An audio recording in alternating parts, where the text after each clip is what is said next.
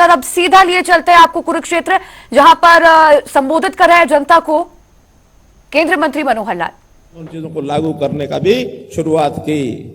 हमने कहा ये जो दबंगई व्यक्ति के लोग हैं, ये जो धिंगामस्ती करते हैं, जो बिल्कुल भी निर्बल को लाइन में लगने नहीं देते हैं, सब चीज उनकी हड़पने का काम करते हैं, ऐसे लोगों को घर बैठे कैसे हम सुविधा पहुंचा सकते हैं। हमने परिवार पहचान पत्र बनाया। परिवार पहचान पत्र के माध्यम से आज हरियाणा में हर परिवार का डाटा हमारे पास है। कौन व्यक्ति पीड़ित है, किसकी जरूरत क्या है, परिवार में कितने सदस्य हैं, कितने रोजगार हैं, कितने बेरोजगार हैं, कितनों की पढ़ाई क्या हुई है, वो व्यवसाय क्या करते हैं, और जिसकी जरूरत है उसके हिसाब से उसको, चाहे राशन कार्ड की बात है, चाहे आयुष्मान भारत की बात है, चाहे उसको ओल्ड एज पेंशन की बात है, चाहे घर में चूल्हा देने की बात है, मकान देने की बात है, कितनी योजनाएं मोदी जी ने शुरू की, हमने घर बैठे उनको पहुंचाई हैं। और मैं दावे से कह सकता हूं उसमें सबसे ज्यादा लाभान्वित अगर कोई है तो मेरा यह अनुसूचित समाज है, पिछड़ा वर्ग समाज है, इनको सबसे ज्यादा लाभ मिला। एक आंकड़ा बता देता हूं, हमारे आने से पहले राशन कार्ड लेने वाले, बीपीएल का लाभ लेने वाले, भले वो अनुसूचित जाति भी थे, बाकी सब भी थे, उनकी संख्या 27 लाख थी। और आज 9-10 साल के बाद आज हरियाणा में वही संख्या बढ़ करके 51 लाख हो गए। 51 लाख मित्रों, जो 27 लाख थे, 51 लाख लोगों को लाभ मिला है। जो बड़े हैं वो ये पिछड़ा, दलित, वंचित समाज, इसमें से बढ़ करके आए हैं। तो मेरा जो मैंने अनुभव आपको बताया, मैं जब फील्ड में घूमता था, दत्तलाल कटारिया जी की बात हमारे सांसद जी ने की। ये लाडवा विधानसभा में, लाडवा कस्बे में उनका घर, पुराना घर, जहां उनके पिताजी ज्योतिराम जी, मैं एक बार रतनलाल कटारिया, हमारे पार्टी के वो पदाधिकारी हो चुके थे, घर गया मिलने के लिए। उनके पिताजी जूती गांठ रहे थे और रतनलाल जी कटारिया साथ बैठे उनका सहयोग कर रहे थे। आगे चल करके वो मेंबर पार्लियामेंट बने, केंद्र में मंत्री बने। मुझे वो आज याद है कि ज्योतिराम जी ने अपने आखिरी दम तक जूती बेचने का, जूती गांठने का काम छोड़ा नहीं। उनका कि ये मेरा पुश्तैनी काम है, मैं अपने काम को नहीं छोड़ूंगा, मेरा बेटा कितना ही बड़ा बन जाए, अपने काम के प्रति स्वाभिमान भी समाज में है। तो ऐसे ऐसे दृश्य देखे। एक हमारा कार्यकर्ता यमुनानगर के अंदर नंदगढ़ गांव है, छोटा बालक था, शाखा में आने लगा, किसी को पता नहीं किसका बालक है, कौन है, जाति क्या है। हम लोग शाखा के बाद 2-3-4 लोग उसके घर चले गए। घर में बैठे, जाके देखा झोपड़ी है, चारपाई बिछा दी, आंगन के बैठो भाई साहब। मैंने कहा पानी लाओ, जरा पानी पीना है। बड़ा संकोच कि भाई साहब मैं पानी जरा पड़ोस के घर से मंगा के दूंगा। मैंने कहा अपने घर का पानी लाओ ना, पड़ोस से क्यों लाओगे। बहुत संकोच, बताया नहीं, बार बार पूरे दिन पर पूछा। तो मुझे ने कहा देखो हम जो हैं अनुसूचित जाति के लोग हैं, और मैं नहीं चाहता कि आपको मैं अपने घर के गिलास में पानी दूं। पड़ोस में ब्राह्मण का घर है, उसके घर से पानी लाऊंगा, उसका नाम सुभाष है, और हमारे इस कार्यकर्ता नाम अमर सिंह है। आज वो भी अध्यापक के बाद रिटायर हो चुका है, और आज तो सिलेक्शन, शॉर्ट सिलेक्शन बोर्ड में, कमीशन में वो मेंबर है अमर सिंह, जो उस समय का 1900, और ये बात है 82-83 की, 84 की। उसने मुझे पानी पिलाने से इसलिए मना किया कि हम अनुसूचित जाति के लोग हैं, आपको घर से नहीं, पास से, पड़ोस से पानी लाता हूं। एक हीन भावना मन में भी थी, लेकिन आज मित्रों मुझे खुशी है, प्रसन्नता कि वो समाप्त हुई है। अपने समाज ने अपना एक स्थान बनाया है। इस बात का अगर श्रेय किसी को दे सकते हैं तो निश्चित रूप से वो बाबा साहब अम्बेडकर को ही दे सकते हैं। मैंने अपने आप को बहुत जोड़ा है इस समाज के साथ। हरियाणा में हमने संत महापुरुष सम्मान, विचार सम्मान योजना ये शुरू की, चाहे उसमें बाबा साहब अम्बेडकर की, गुरु रविदास जी की, संत कबीर जी की, महर्षि वाल्मीकि जी की, इनकी सबकी जयंतियां सरकारी तौर पर मनाने का काम किया। और मैं तो संत कबीर जी के जीवन से प्रभावित हुआ। एक दोहा उनका, कबीरा खड़ा बाजार में, आगे क्या है, सबकी मांगे खैर, ना काऊ से दोस्ती, ना काऊ से। इतना प्रभाव हुआ मेरे ऊपर, मैंने जाते ही चंडीगढ़ में जो सीएम का आवास है उसके बाहर लिख दिया भगत संत कबीर कुटीर। आज भी सीएम आवास का नाम संत कबीर कुटीर है। मैं भले ही सीएम नहीं रहा, आज हमारे अपने नायब सिंह सैनी वहां सीएम आए हैं, उनको तो निश्चित रूप से नाम रखना ही है। आज से 10 साल 20 साल 30 साल बाद भी मुख्यमंत्री कोई भी आएगा, संत कबीर कुटीर का नाम बदलने की हिम्मत नहीं करेगा, नहीं कर सकेगा। एक सिद्धांत बन गया। तो जीवन के अंदर इन चीजों का जो हमको एक आनंद हुआ, उस आनंद के कारण से हमने बहुत सी चीजों को आगे बढ़ाया। हमने अंत्योदय की इस गाथा को आगे बढ़ाते हुए रोजगार के नाते से भी मिशन मेरिट रख करके सरकारी नौकरियां हमने मेरिट पर देनी शुरू की।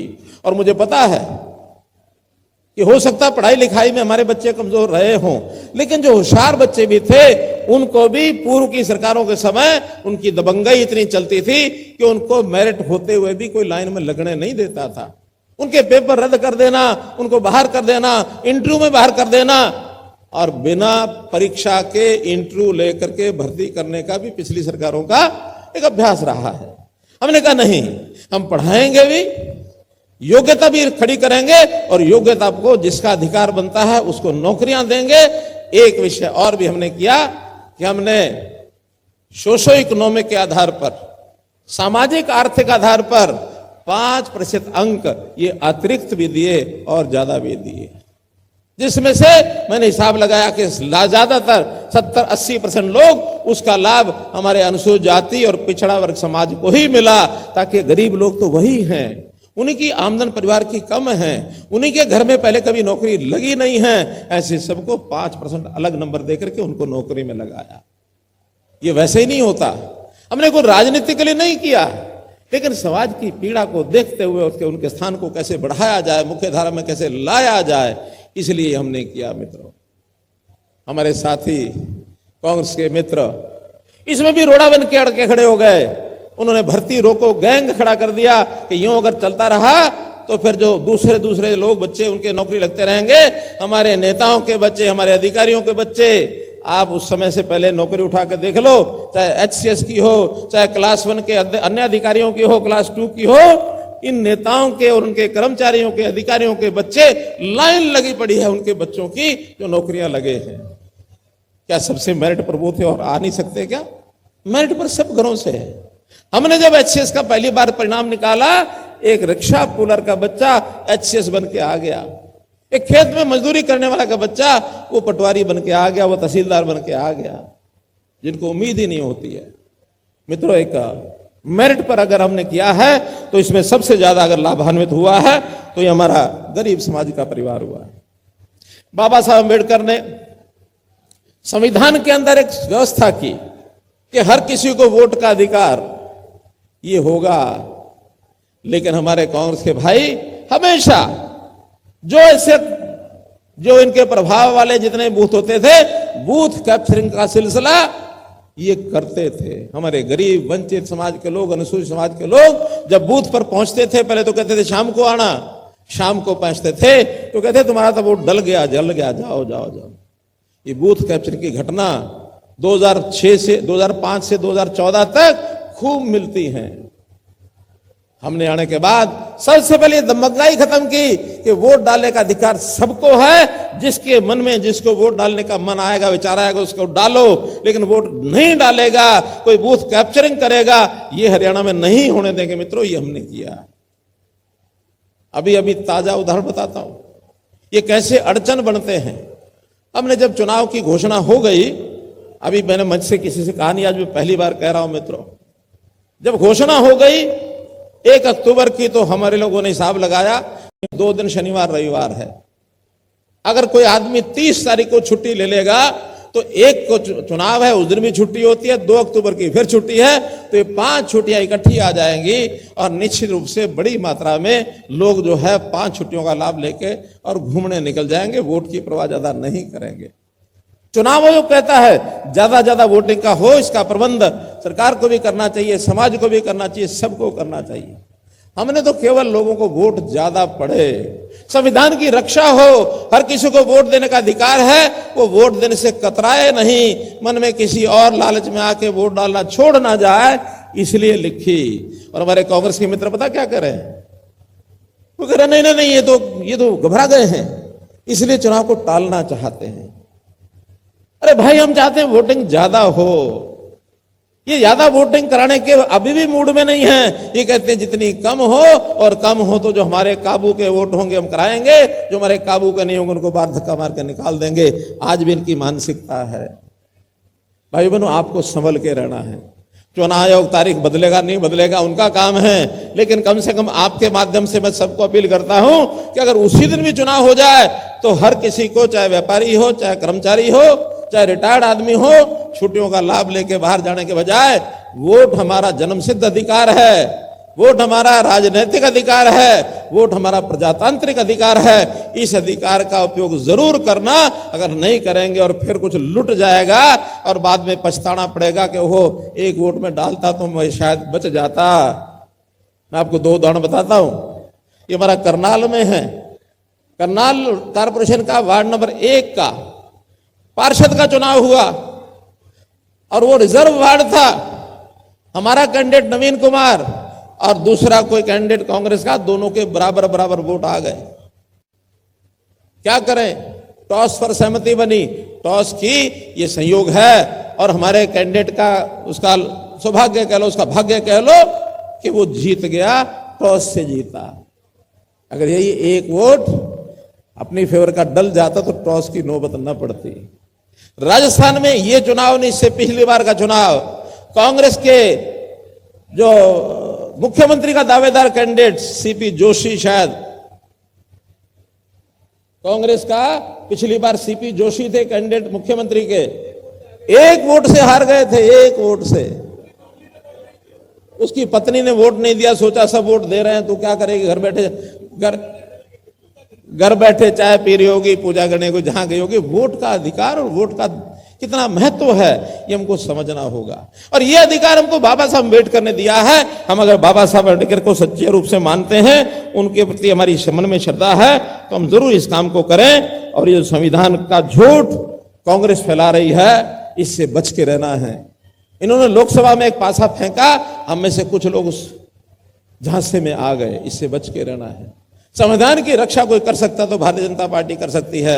इन्होंने चाहे संविधान की धज्जियां उस समय उड़ाई 1952-54 में, और चाहे आज ये संविधान की धज्जियां उड़ा रही है 1975 के अंदर 25 जून को इमरजेंसी लगाना, ये संविधान में कहीं नहीं था। इन्होंने उस समय भी उड़ाई। धारा 370 हमने खत्म की संविधान की, उसका इन्होंने विरोध किया। तो मित्रों, अच्छे काम के लिए, समाज की अच्छी दिशा के लिए संविधान है। और ये संविधान की जो झूठी खबरें फैलाते हैं, इस संविधान की खबरों में हमको पढ़ना नहीं है। संविधान हमारा 12 हमारे उसके शेड्यूल हैं, 375 हमारे उसके जो आर्टिकल हैं, हर एक आर्टिकल का अपना एक महत्व है। इस सारे को हमको ध्यान से आगे बढ़ना है, किसी के झूठ में आना नहीं है। और एक बात राहुल गांधी फैला रहे हैं कि जातियों की गणना करो। अरे भाई, हमारा सामाजिक ताना बाना उनको सबको पता है किसकी क्या जातियां हैं और कितनी जाति है। लेकिन वही राहुल गांधी विधानसभा में हमारे एक मेंबर पार्लियामेंट ने पूछ लिया कि हम जातिगत गणना तो तब कराएंगे, पहले आप अपनी जाति बताओ। कांग्रेस लोग बिफर पड़े, नहीं, किसी को किसी की जाति को पूछने का अधिकार नहीं है। एक तरफ तो कहते हो जाति को पूछने का अधिकार नहीं है, और दूसरी तरफ आप कहते हो जातिगत गणना कराओ। तो जातिगत गणना पूछे बिना कैसे होगी? आप पूछोगे तब ना कि आपकी जाति क्या है। यानी दो तरफ, दोनों यानी क्या कहते हैं, हार भी मेरी, जीत भी मेरी, पट भी मेरी, जीत भी मेरी। तो ये नहीं चलेगा। आप जिस स्टैंड पर हो, एक स्टैंड पर रहोगे। आप अपनी जाति बताओगे तो कुछ विचार कोई करेगा। आप अपनी जाति बताने के लिए तैयार नहीं हो और दूसरों को कहती जाति कराओ। मित्रों, इस पर भी हमको सावधान रहना है। आज कहने के लिए तो बहुत बातें हैं, लेकिन मैं तो इतना ही कहूंगा कि कांग्रेस के लोग जब ये अपने कार्यकाल की बातों को सामने रखेंगे, तब हम उनसे पूछेंगे कि आप उस समय बताओ दलितों के ऊपर कितने अत्याचार करते थे। उन अत्याचारों में चाहे वो मिर्चपुर कांड हो, चाहे वो अन्य स्थानों के ऊपर तरह तरह की जो इन्होंने अत्याचार किए हैं, उन अत्याचारों की लंबी फरिश्ता है। आपको सब मालूम है, आपको बताने की आवश्यकता नहीं है। मदीना कांड है, गोहाना कांड है, स्वीटी कांड कुरुक्षेत्र है, कितने ही इन्होंने प्लाट आवंटन में जो हेराफेरी की, हमको केवल चिट्ठी लिख के दे गए कि आपको 100 गज का प्लॉट मिलेगा। 20,000 लोग उनको कोर्ट में जाना पड़ा कि हमको सरकार ने चिट्ठी दे दी है, हमको प्लॉट नहीं मिल रहे। आज हमने पंचायतों की जमीन ढूंढी है, सब जमीनें कर आके 15,000 लोगों को प्लॉट 100 गज के दिए जा चुके हैं। और मैंने घोषणा की है कि जिनको प्लॉट नहीं मिलेगा, ये हमारा सरकार की घोषणा है कि उनको 1 लाख रुपया नगद देंगे, जो उन्होंने घोषणा की हुई है। घोषणाएं वो करते हैं, पूरी हम करते हैं। तो मैं तो आज इतना ही कहूंगा, क्योंकि ये समय ऐसा है। एक अंतिम विषय जरूर आपके सामने मैं रखूंगा। मित्रों, जो आरक्षण है, ये आरक्षण हमारी आवाज है। हमारे लिए कोई संघर्ष, अपने लिए तो संघर्ष है, दूसरे के साथ भिड़ने का नहीं है। आरक्षण का संविधान ने हमको एक मौका दिया है, लेकिन एक बात उसमें जरूर ध्यान रखें, ये आरक्षण सभी वंचितों को, गरीबों को, दलितों को दिया गया है। हम अगर मानो 100 लोग हैं, तो 100 लोगों में अगर आरक्षण में मानो किसी एक वर्ग को लाभ मिला है, दूसरा वर्ग लगातार पिछड़ रहा है, तो अगर संविधान उसको भी अधिकार देता है, अब कोर्ट का भी निर्णय आया है कि उसका हिस्सा अगर किसी का मांगता तो उसको अलग हिस्सा देने में भी हर्ज नहीं है। जैसे घर में 4 भाई हैं, चारों भाइयों को बराबर का हिस्सा मिलता है। कोई एक भाई कहे नहीं मेरा हिस्सा तो मुझे नहीं मिलता है, तो आखिर माता पिता क्या करता है? उस भाई को क्या करता है? उसको अलग कर देता है कि भाई तू अपना हिस्सा ले, तू रोजे रह, खुश रह। तो ऐसे अगर हमारे अंदर भी इस प्रकार का विषय चला है, इसकी कोई दुविधा मत रखे। जैसे बताया है हमारे मेघवाल जी ने कि प्रधानमंत्री जी ने घोषणा की, ये जो क्रीमी लेयर का विषय है ये कभी स्वीकार नहीं होगा, डॉक्टर अंबेडकर जी के सिद्धांत के विरुद्ध है, इसलिए अनुसूचित जमात तो अनुसूचित जमात है, इसलिए क्रीमी लेयर का मुद्दा बिल्कुल स्वीकार नहीं होगा। लेकिन हमारे बहुत से ऐसे वर्ग हैं, हमारी जातियां बहुत हैं। कोई जाति ये कहती कि हमको पूरा लाभ नहीं मिल रहा, हमको मिलना चाहिए। पहले सरकारें असमंजस में थी कि क्या संविधान इसकी व्याख्या करता है कि नहीं करता है। संविधान के तौर पर कोर्ट में केस गए, आज से नहीं, ये 2004 से गए हुए